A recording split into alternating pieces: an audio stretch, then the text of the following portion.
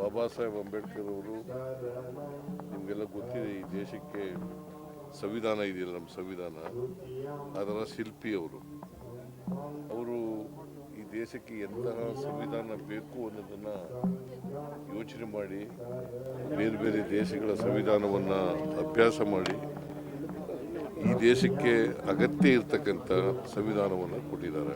ಆ ಸಂವಿಧಾನ ಬಹಳ ಮುಖ್ಯವಾಗಿ ಇರ್ತಕ್ಕಂಥದ್ದು ನಮ್ಮಲ್ಲಿರ್ತಕ್ಕಂಥ ಸಾಮಾಜಿಕ ವ್ಯವಸ್ಥೆ ಬದಲಾವಣೆ ಆಗಬೇಕು, ಎಲ್ರಿಗೂ ಸಮಾನ ಅವಕಾಶಗಳು ಸಿಗಬೇಕು, ಮತ್ತು ಸಾಮಾಜಿಕ ನ್ಯಾಯ ಸ್ಥಾಪನೆ ಆಗಬೇಕು.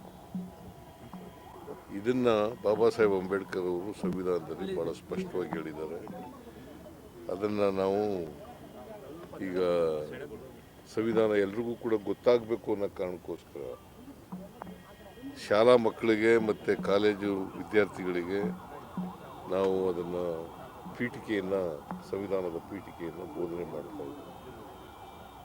ಪ್ರತಿ ಶಾಲಾ ಕಾಲೇಜುಗಳಲ್ಲಿ ಮತ್ತು ಸಂವಿಧಾನ ಯಾಕೆ ಗೊತ್ತಾಗಬೇಕು ಅಂತಂದರೆ ಪ್ರತಿಯೊಬ್ಬರಿಗೂ ಕೂಡ ಹಕ್ಕುಗಳನ್ನು ಕೊಟ್ಟಿದೆ, ಬಾಧ್ಯತೆಗಳನ್ನು ಕೊಟ್ಟಿದೆ. ನಮ್ಮ ಹಕ್ಕುಗಳೇನು, ನಮ್ಮ ಬಾಧ್ಯತೆಗಳೇನು ಅಂತಕ್ಕಂಥದ್ದನ್ನು ತಿಳ್ಕೋಬೇಕು ಪ್ರತಿಯೊಬ್ಬರು. ಮತ್ತು ಸಂವಿಧಾನದ ಧ್ಯೇಯೋದ್ದೇಶಗಳು ಎಲ್ರಿಗೂ ಕೂಡ ಅರ್ಥ ಆಗಬೇಕು. ಅದಕ್ಕೋಸ್ಕರ ಅದನ್ನು ಮಾಡ್ತಾಯಿದ್ದೀವಿ. ಇವತ್ತು ಪರಿನಿರ್ವಾಣ ದಿನ, ಅವರನ್ನು ಸ್ಮರಿಸ್ಕೊಳ್ತಕ್ಕಂಥ ಕೆಲಸ ಮಾಡ್ತಾಯಿದ್ದೀವಿ. ಮತ್ತು ಬಾಬಾ ಸಾಹೇಬ್ ಅಂಬೇಡ್ಕರ್ ಅವರು ಕೊನೆಯಲ್ಲಿ ಹಿಂದೂ ಧರ್ಮ ಬಿಟ್ಟು ಬೌದ್ಧ ಧರ್ಮವನ್ನು ಸ್ವೀಕಾರ ಮಾಡಿದರು. ಯಾಕಂದರೆ ಅವರು ಏನು ಹೇಳಿದ್ರು ಅಂತಂದರೆ, ನಾನು ಹುಟ್ಟುವಾಗ ಹಿಂದೂ ಧರ್ಮದಲ್ಲಿ ಹುಟ್ಟಿದ್ದೀನಿ, ಸಾಯುವಾಗ ಹಿಂದೂ ಧರ್ಮದಲ್ಲಿ ಸಾಯಲಾರೆ ನಾನು.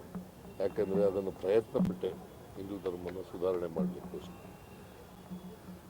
ಅದು ಸುಧಾರಣೆ ಆಗದೇ ಇರೋದ್ರಿಂದ ನಾನು ಬೌದ್ಧ ಧರ್ಮವನ್ನು ಸ್ವೀಕಾರ ಮಾಡಿದ್ದೀನಿ ಅಂತೇಳಿ ಬಾಬಾ ಸಾಹೇಬ್ ಅಂಬೇಡ್ಕರ್ ಹಿಂದೂ ಧರ್ಮದಲ್ಲಿರ್ತಕ್ಕಂಥ ಸಾಮಾಜಿಕ ವ್ಯವಸ್ಥೆ, ಜಾತಿ ವ್ಯವಸ್ಥೆ ಇದೆಯಲ್ಲ, ಇದರಿಂದ ರೋಸಿ ಅವರು ಹಿಂದೂ ಧರ್ಮ ಬದಲಾವಣೆ ಮಾಡೋಕ್ಕಾಗಲ್ಲ ಅದು ಅಂತ ಹೇಳಿ ಅವರು ಮಾಡಿದರು.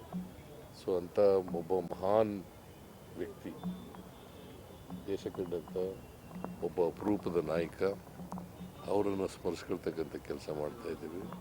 ಅವರು ಈ ಎಲ್ಲ ಶೋಷಿತರಿಗೆ ಗೌರವ ತಂದು ಕೊಡಬೇಕು ಅಂತಕ್ಕಂಥ ಹೋರಾಟವನ್ನು ಮಾಡಿದ್ರು.